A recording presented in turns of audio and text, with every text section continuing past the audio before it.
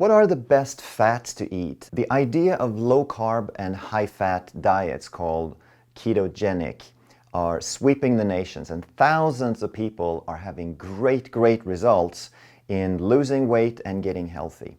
But we also have to understand why the fats are healthy and why they're not healthy, and that way we can not only lose weight, but we can sustain health in the long run, because it's very possible to eat the wrong kind of fats, lose the weight and appear to be healthy in the short term, but we all want that health for the long term. Coming right up.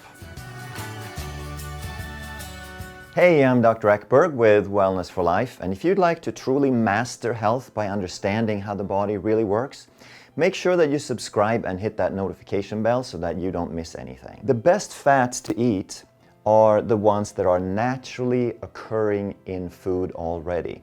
And then we're talking about meat, fish, avocado, nuts, and seeds. But of course, these have to live and grow in a way that's natural and normal and healthy. So if we eat meat, there's nothing wrong with that, and get the fattiest piece of meat you can as long as it is grass-fed and organic. Same thing with the fish. Eat the good fish, the tasty, fatty fish, but make sure that it is that they raised it healthy, that it's not farm-raised, that it is wild-caught, and that it is one of the species that doesn't have a whole lot of mercury. So you want to find something kind of low on the food chain. So most small fish and salmon are generally totally fine. The larger predatory fish like tuna and swordfish, etc., they often have tons and tons of mercury because they're high on the food chain and they accumulate these things over time. Avocado is a great food. Eat as much as you can. Nuts and seeds are also great, but you want to try to eat them raw, and it also shouldn't be the majority of your food. It shouldn't be like its own food group because it has a lot of omega-6s and you can throw off the balance a little bit. But in general, as long as you eat things that are healthy and natural, then the fats occurring in these foods are protected as long as they're in the food and as long as they're uncooked. So you cook them minimally or you eat them raw, and that's how you get the good fats out of them. So these fats could be saturated or polyunsaturated or monounsaturated. And the more saturated a fat is, the more stable it is. Because it's saturated, it doesn't get oxidized. But the main key is they should be unprocessed. So the other category of fat besides naturally occurring are the added fats. So sometimes it's hard to get enough calories, to get enough fat to sustain a ketogenic diet, especially if you're very insulin resistant and you have to cut your carbs way back by only eating naturally occurring fats. And this is where you can go to some added fats. And when people ask me what fats to add, I'll tell them 3 things above all others because they're inexpensive, they're generally good quality available.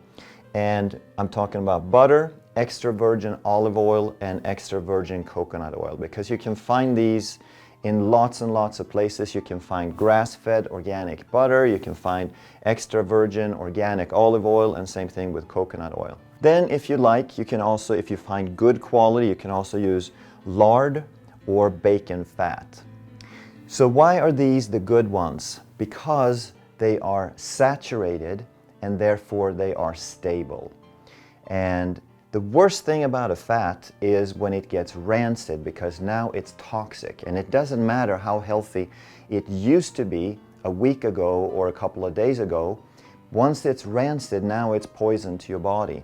So these are essentially the things that stay fresh without needing even refrigeration.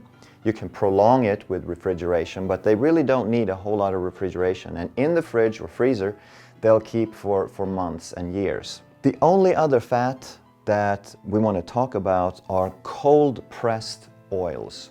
So there are certain things that you can get cold-pressed. And we're talking about things like flaxseed and walnuts and macadamia and avocado. So if these things are truly processed, cold pressed, and they haven't done anything else to them. They haven't filtered them, they haven't heated them, they haven't refined them in any way, then this is still a healthy food. But it is very, very, very sensitive to heat and oxygen, and it has a terrible shelf life. And the other thing that people don't like or don't know about these, that is if they're healthy, then they're also going to have a very strong flavor. So a truly unrefined cold pressed avocado oil is going to have a very, very strong flavor. Same thing with walnuts or macadamia. It's going to have a strong flavor of the food it's made from. So therefore, if you use it for salad dressings, then it'll pretty much take over.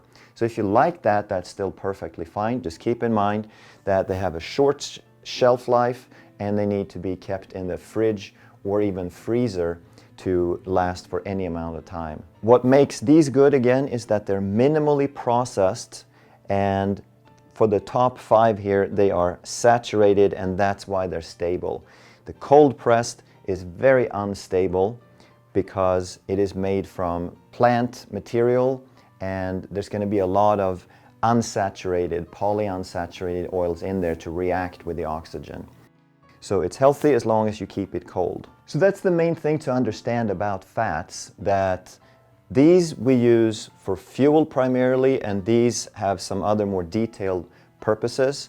But saturated fat is not bad as long as you keep your carbs down, because in the absence of insulin, you're going to burn these fats for fuel, and they're going to be very satisfying. You're going to eat less often, you're going to eat less total amount of food because they satiate you very well.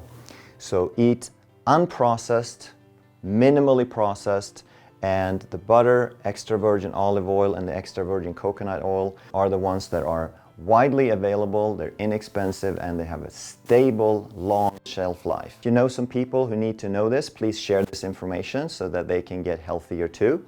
And if you're new to this channel and you enjoy this sort of content where we learn more about how the body actually works and the reasons behind the scenes, make sure that you subscribe and hit that notification bell so that we can keep this content coming your way. Thanks for watching.